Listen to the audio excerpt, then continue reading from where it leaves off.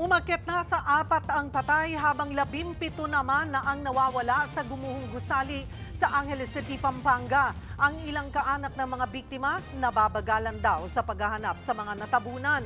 Live mula sa Angeles City, nasa frontline ng balitang yan, si Mon Gualvez. Mon, kumusta ang search and rescue operation?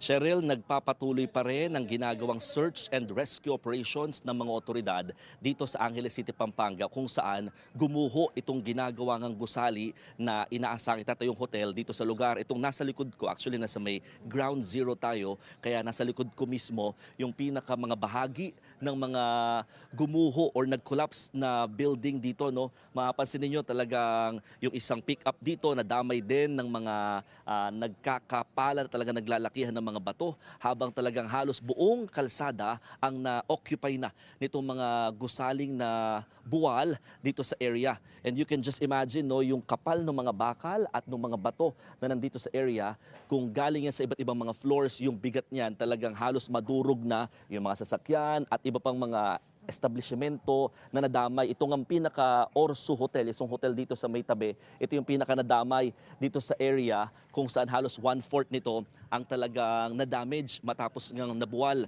itong gusali. Sa ngayon, hindi pa rin nawawalan ng pag-asa ang mga otoridad at mga rescuers patungkol sa pangunguna nila sa paghahanap sa nasa 17 nawawala pa mula sa gumuhong gusali. Yan ay kahit halos magdadalawang araw na mula nang mangyari ang malagim na insidente. Kalmado pang eksena nang makuhanan ng dashcam ang bahaging ito ng Oak Street sa Barangay Balibago, Angeles City sa Pampanga kahapon ng madaling araw. Ilang saglit lang, nangyari na ang malaking trahedya. Bigla na lang gumuho ang ginagawang gusali sa lugar. Nagkislapan ng mga poste ng ilaw hanggang sa tuluyang mawalan ng kuryente at nabalot ng alikabok ang kapaligiran. Parang laruang gumuho at nagkapira-piraso ang 9 na palapag na gusaling itinatayo para maging hotel. Agad nagsagawa ng maingat na search and rescue operations ang mga otoridad. Sa isang video kahapon, dahan-dahang pinuputol ng mga tauhan ng Bureau of Fire Protection ang mga bakal na pumatong sa ilang biktima. Relax lang, kuya. Try natin hatinan muna dito. Magdamagan ang ginagawang paghahanap. Kaninang madaling araw, nailabas ng mga rescuer habang sakay ng stretcher ang isang biktima ng pagguho. Nawalan ito ng malay kaya pilit na ni-revive ng mga nakastandby na medical team. Yun nga lang, binawian din ito ng buhay. Pagsikat ng araw, magkasunod na inilabas ng mga rescuer ang 2 pang bangkay. Ang isa, sa bandang labasan lang ng bumagsak na gusali nakuha. Nakausap din ng News 5 ang isa sa mga nakaligtas na construction worker na si Brian Sitangco. Nasugatan siya sa ulo, braso at mga binti. Pilit daw siyang gumawa ng paraan para makalabas mula sa guho. Yung barak ko sa baba ng building. Tapos, nagsaluyan ako ng tutulog. Bumagsak yung bubong ng tinuturuan ko ng barak. Balutan pa ako ng ulit. Sinunit ko na lang ng yung mga bakal na simento para makalusot lang ako. Kasi nahirapan ako minsan. Sa ngayon, umakyat na sa 4 ang mga kumpirmadong nasawi. 2 rito ang construction worker, isang Malaysian national na nakuha kahapon sa nadamay na gusali at isang hindi pa nakikilala. 17 naman ang patuloy pang hinahanap. Maghapon ang ginagawang thermal scanning. Inaalam dito kung may madedetect na heartbeat o body heat mula sa ilalim ng mga debris. Kasabay nito ang mayang-mayang pag-ikot ng mga K9 units sa paligid ng gumuhong building. Umaasa silang may makikita pang buhay. Pati mga tauhan ng MMDA tumulong na rin. Tuloy-tuloy ang pag-operate ng kanilang life detector machine. Bukod sa mga rescuer, nakabantay rin ang mga kaanak ng mga nawawala pang construction worker. Isa na rito ang asawa ni Leia Casilao na 3 linggo pa lamang nagtatrabaho sa site. Aminado siyang napanghihinaanan ng loob na makikita pang buhay ang kanyang mister. Parang lalong mabigat yung pakaramdam ko na titingin ko talaga ako na lang sa panahon ngayon. Kasi oras na yan, siguro wala nang buhay. 24 hours na sila dyan, hindi pa kumakain. Kahit siguro tubig, wala. Puna ni Leia at iba pang kaanak, tila mabagal ang galaw at pag-aksyon ng mga rescuer. Kung nagtutulong-tulong po sila, hindi yung iba karamihan naglalakad lang, nakahiga, nakatambay kung saan nagsisilpon. Siguro po mapapabilis yung kilos. na makapag-rescue sila ng buhay doon. Paliwanag naman ng lokal na pamahalaan, isinasaalang-alang din nila ang kaligtasan ng mga rescuer. Hindi naman tayo pwedeng pumasok basta-basta, hindi naman tayo pwedeng magtanggal ng mga debris kasi siyempre yung structural integrity natin, alam natin na compensate na po. At anytime pwedeng mag-collapse po ang humahawak po sa kanila. Alam po natin mga scaffoldings lang ang humahawak sa mga debris pong ito. Ang kwento rin ng ilang kaanak ng mga biktima, hindi lang 9 na palapag ang itinatayong building. Mayroon pa nga raw roof deck at swimming pool sa pinakataas, bagay na iniimbestigahan na ng mga otoridad.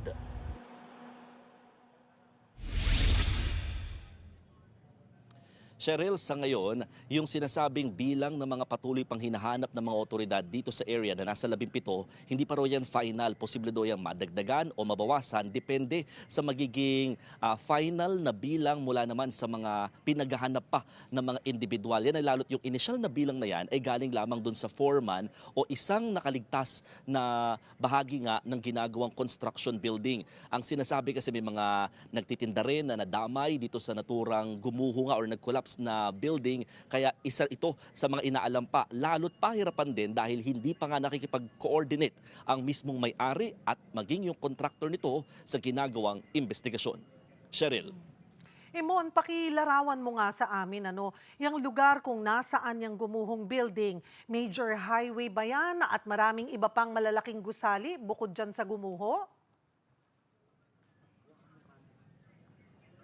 Actually, Cheryl, itong bahaging ito yung Chodoro Street dito sa area at makikita ninyo talagang na-occupy na ng napakaraming makakapal na bakal at mga bato na nag-collapse dito sa area, yung buong kalsada. No? Itong Chodoro Street is ito sa mga inner roads dito sa area pero considered entertainment district na ito ng naturang lungsod dahil marami nga mga hotel dito sa area at malapit lang din sa Fields Avenue. Kaya talagang apektado yung ilang mga, hindi lang yung kalsada, kundi yung mga, of course, mga establishment dito sa lugar dahil sa dami nitong ibinuwal na bahagi ng ginagawang gusali dito sa area.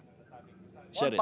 Paano kaya nakakadaan yung mga sasakyan at yung mga residente dyan sa lugar niyan? Wala bang balak tanggalin yung mga tambak para madaanan ng mga tao?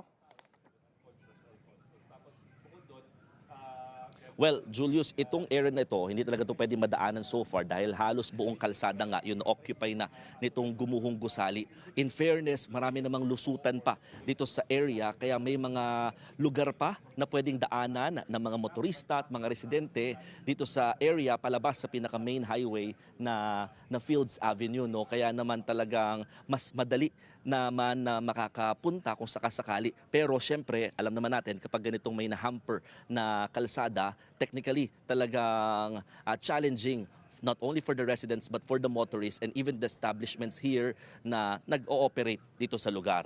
Julius. Mon, taga dyan din ba sa Pampanga yung karamihan ng mga construction worker ng gumuhong gusali? At anong tulong na ang naiabot sa mga naulilang pamilya?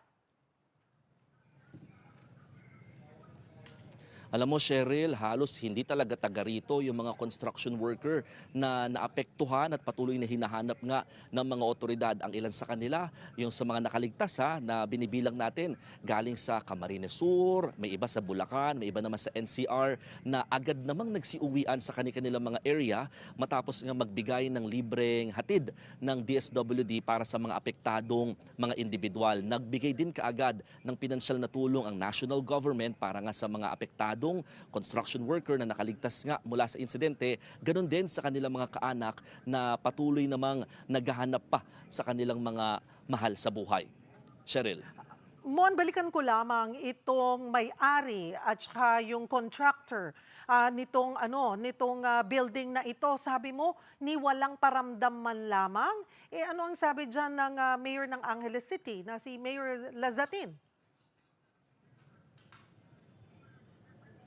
Oo, sabi ni Mayor Lazatin, Cheryl, wala pa rin daw paramdam itong mismong may-ari. Although, meron naman daw mga feelers, technically mga kaibigan nung may-ari na nagpunta na sa kanila, technically yung previous owner nung lupa ang talagang nakipag-coordinate sa LGU. Pero yung mismong may-ari, nasa Japan daw, according to the Mayor of Angeles City, Pampanga, at nakikipag-ugnayan pa sila, nananawagan sila na makipag-ugnayan rather sa kanila parang at least after ng search and rescue operations, makapag-focus din pagdating sa investigation. Lalo't yun nga, hindi lamang yung structural integrity ang pinag-uusapan, kundi yung mga nagawa na palapag dito sa naturang building dahil initially 9-story lang dapat pero lumalabas sa ilang mga information na lampas sa 9 na palapag ang nagawa na at ginagawa pa. Cheryl. Maraming salamat, Mon Gualvez. Mga kapatid, Cheryl Hosing po. Maging maalam at may pakialam sa mga napapanahong issue at headlines. Mag-follow at mag-subscribe na sa social media pages ng News 5.